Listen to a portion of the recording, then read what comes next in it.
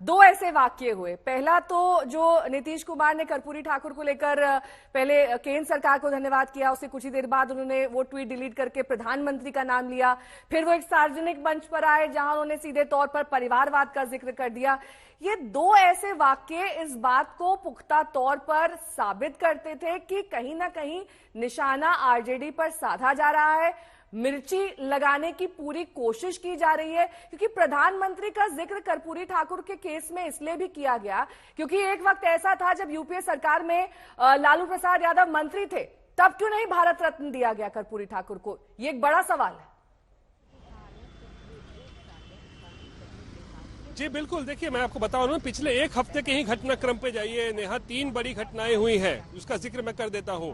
अमित शाह के रुख में नरमी, नीतीश कुमार की दोबारा एंट्री एनडीए में लेकर उन्होंने कहा कि कोई प्रस्ताव आएगा तो उस पर विचार किया जाएगा। दूसरा, कर्पूरी ठाकुर को भारत रत्न देने का फैसला, ये फैसला माना जा रहा है कि बीजेपी ने चुनावी वर्ष में किया है, यानी चुनावों से ठीक पहले किया है, ओबीसी वोट बैंक को साधने के लिए, साथ ही साथ नीतीश कुमार के साथ भी रिश्ते बेहतर करने के लिए, क्योंकि 15-17 सालों से नीतीश कुमार कर्पूरी ठाकुर को भारत रत्न देने की मांग कर रहे थे। और तीसरा और सबसे बड़ा, परिवारवाद। और मैं ये कल भी कह रहा था कि आखिर नीतीश कुमार को 1.5 सालों के बाद आज परिवारवाद की याद क्यों आ गई? यही नीतीश कुमार 1.5 साल पहले तेजस्वी यादव को अपना उत्तराधिकारी कह रहे थे, कहते थे कि अब इन्हीं को आगे देखना है, इन्हीं को आगे चलाना है। उस वक्त स्वर बदल जाते हैं कई बार वक्त की परिस्थितियों को समझते हुए, और ऐसे में कल जो परिवारवाद को लेकर बयान दिया नीतीश कुमार ने, वो आपको दिखा देते हैं।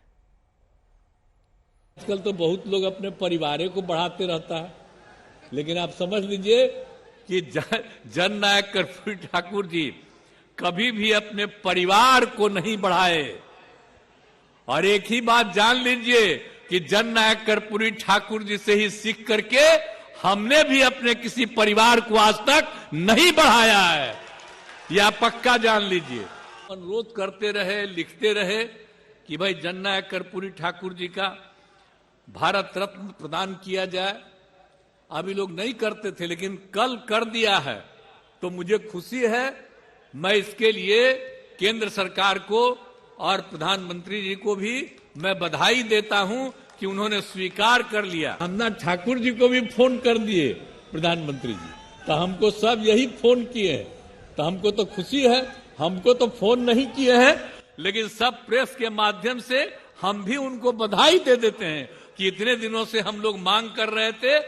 आप ये सब चीज मत कहिएगा कि हम लोगों की मांग थी, आप खुद कहिएगा कि वही कर दिए हैं, लेकिन तब भी आपको हम बधाई देते हैं। तो आखिर क्या कुछ हो रहा है बिहार की राजनीति में, वो हम आपको ग्राफिक्स के जरिए भी दिखा रहे हैं। कैसे पीएम मोदी का आभार नीतीश कुमार ने जताया एक सार्वजनिक मंच पर, संयोजक बनने से उन्होंने इनकार कर दिया जब गठबंधन की बात आई।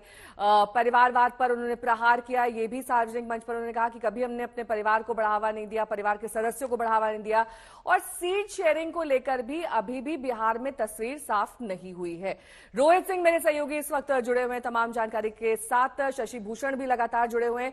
लेकिन रोहित, बड़ा सवाल यही है कि अब बिहार की राजनीति का भविष्य क्या है? क्योंकि जिस बीजेपी और जेडीयू में इतनी तकरार हो चुकी है, पानी भर भर के एक दूसरे को कोस चुके हैं, अब वो गलबैयां डालेंगे तो जाहिर तौर पर कई सारी शर्तें सामने आएंगी, जिसमें पहली शर्त यही है कि बीजेपी का ही सीएम बनेगा। ऐसे में जेडीयू को दिक्कत नहीं होगी?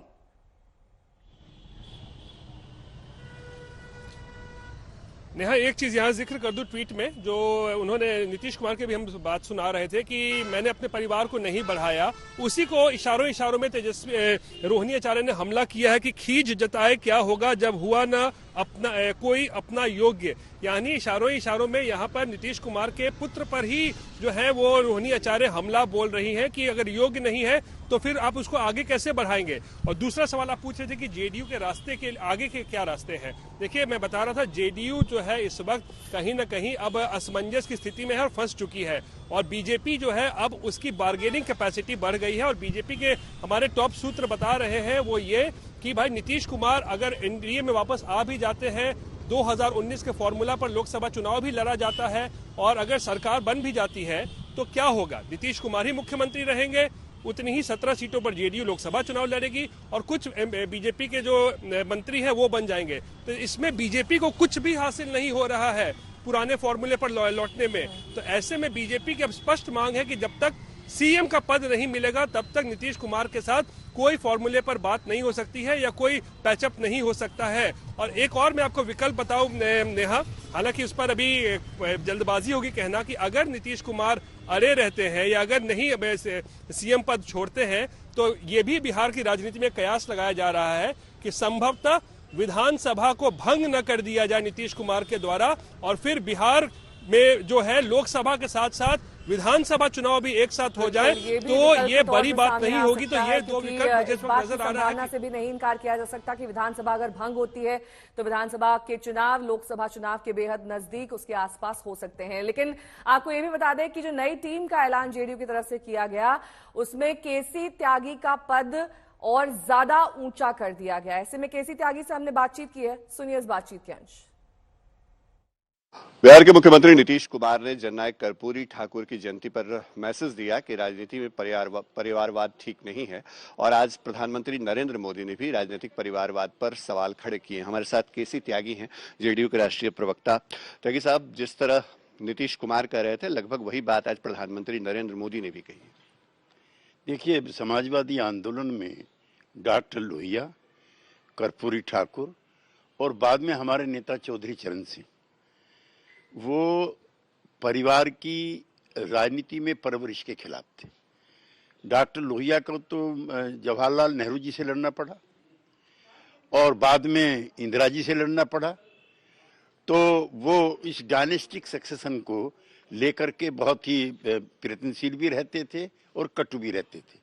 मुझको याद है कर्पूरी जी के जो बेटे रामनाथ ठाकुर हैं, जब उनको एमएलए का टिकट दिया गया तो कर्पूरी ठाकुर जी ने लड़ने से मना कर दिया कि बेटा लड़ेगा तो हम नहीं लड़ेंगे। तो ये प्रतिबद्धताएं समाजवादी आंदोलन की थी। बाद में हमारे जो नेता थे चौधरी चरण सिंह, वो भी इस परिवारवाद के खिलाफ थे कि राजनीति में पीढ़ी दर पीढ़ी एक ही परिवार की जो परवरिश है वो लोकतंत्र के लिए स्वस्थ नहीं।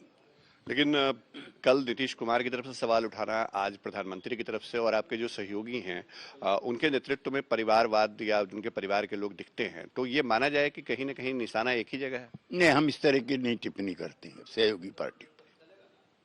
लेकिन आखिर अगर परिवारवाद को लेकर अचानक चर्चा हो रही है, और नीतीश कुमार ने कल बड़ी तारीफ की प्रधानमंत्री नरेंद्र मोदी की, उन्होंने कहा कि उनको फोन कॉल का इंतजार है, मतलब प्रधानमंत्री ने उन्हें फोन नहीं किया, बातचीत होगी जल्द लग रहा है। नहीं, मैं प्रधानमंत्री की नीतीश कुमार जी ने कोई प्रशंसा नहीं की।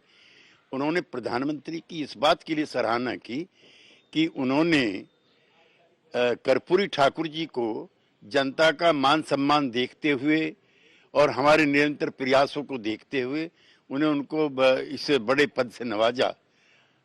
इस बात के लिए प्रधानमंत्री की प्रशंसा की। एक अंतिम सवाल, इंडिया ब्लॉक के आपके दो महत्वपूर्ण सहयोगी ममता बनर्जी और अरविंद केजरीवाल, पंजाब पश्चिम बंगाल दोनों में अकेले लड़ने का ऐलान, क्या बिहार में भी आगे यही स्थिति बनती दिख रही है? नहीं, जो बंटवारा हुआ है वो दुर्भाग्यपूर्ण है। ये नीतीश कुमार जी के प्रयासों का ही नतीजा था कि इंडिया ब्लॉक बना, और इस घटनाक्रम से हम दुखी।